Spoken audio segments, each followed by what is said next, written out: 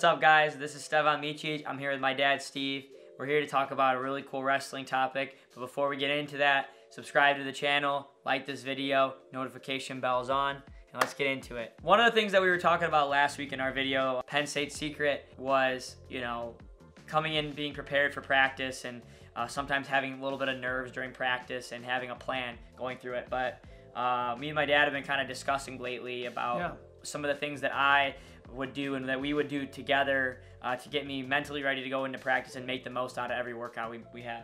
Yeah, well, I can remember, and I always kind of made a comparison of wrestling and Stevan's career since he was 8 years of age, all the way through high school and through college, was to going to school and doing your homework. We would go to practice and Stevan would, learn a new move, and I would have a notebook there and I would take notes.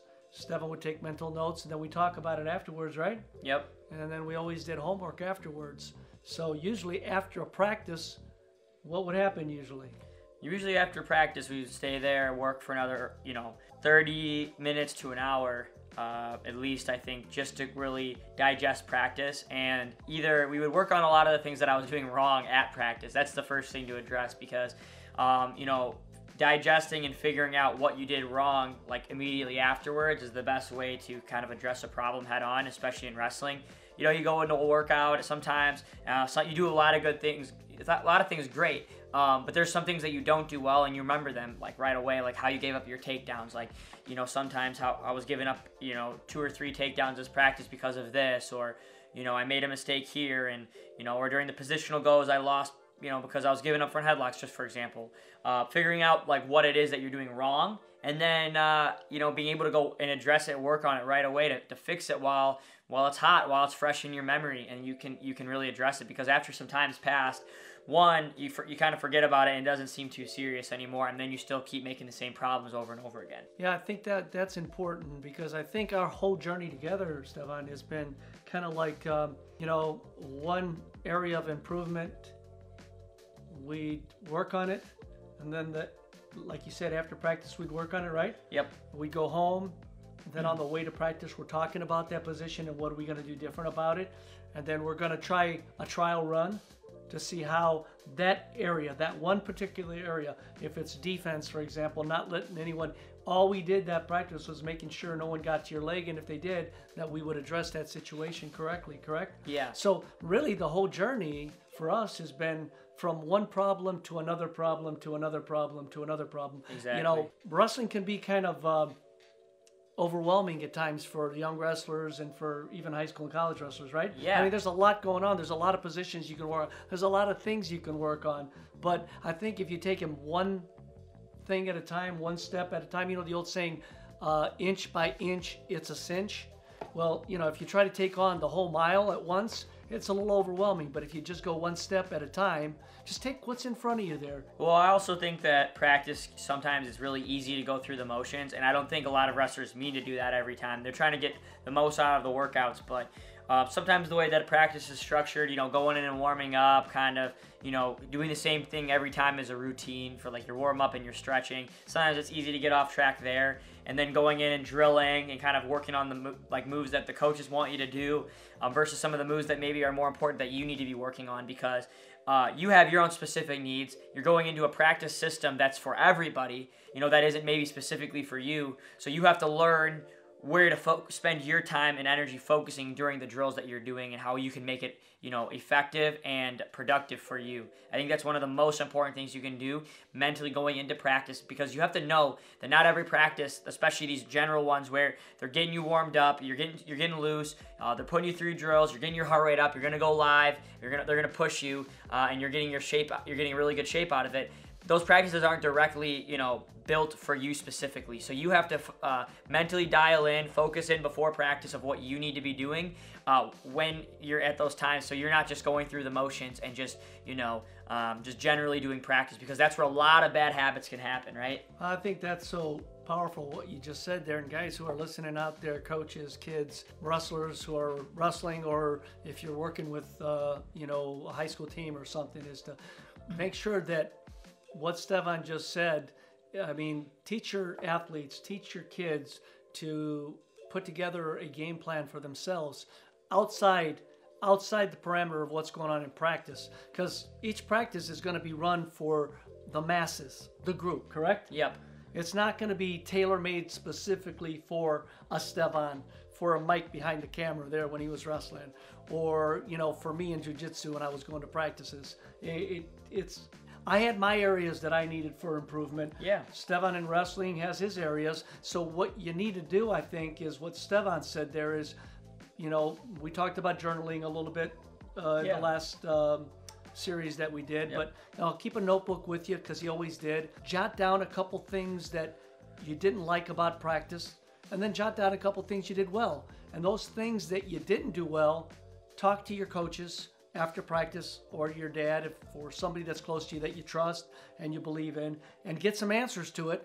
And then make sure you come back to practice, the next practice, right? The next day or the day after, with a plan in mind to go ahead and try out some of these things and stick to that routine, correct? Yeah, exactly. Another thing that I think is important is, you know, doing private lessons or some sort of, you know, hour-long to 2-hour-long like session where you're spending away from practice with a coach, with another wrestling partner and a coach, something where you're being watched and that you can actually lock in and get minutes for yourself that's going to help you, you know, positively impact your wrestling abilities and skills to get better. So that way when you go to practice, you've also repped things more in the ways that you need to rep them and work them. And you have someone that's guiding you, because not everybody's got someone like my dad or a coach that's there every single practice that you're working with.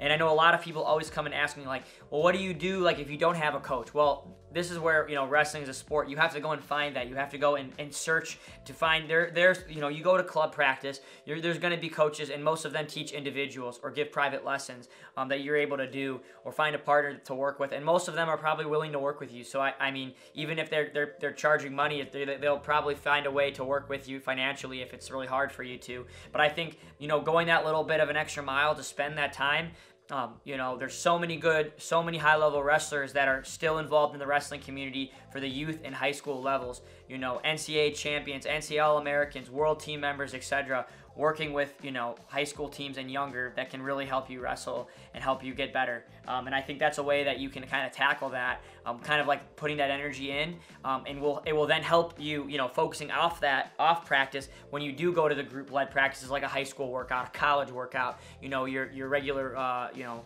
club practices that you're being run twice a week, right? Yep. There's always resources around you, but it's going to be up to you, dad or mom, or the actual athlete themselves, to get out there and find those resources around that can help you.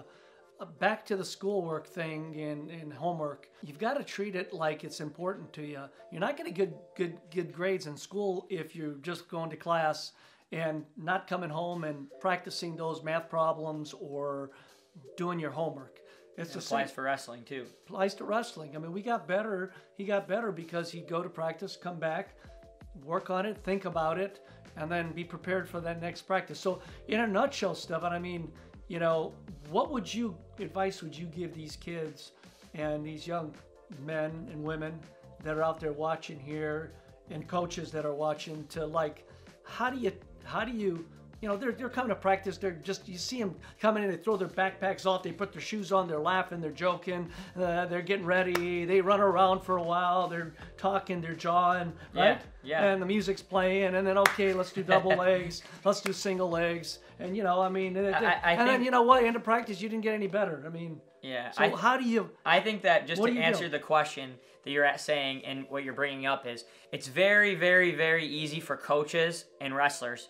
A lot of coaches think that a practice was good just because, and a wrestler thinks a practice was good because you got sweaty and you practice hard and your heart rate's up. It's very easy. How many coaches and wrestlers think they had a productive practice just because they got tired and pushed themselves? Even at the college level. Just because you push yourself physically doesn't mean you got better at wrestling. That is like number one in all of wrestling that I think is like the most common misconception in wrestling. You don't just get better just because you got tired and pushed yourself, because wrestling is hard.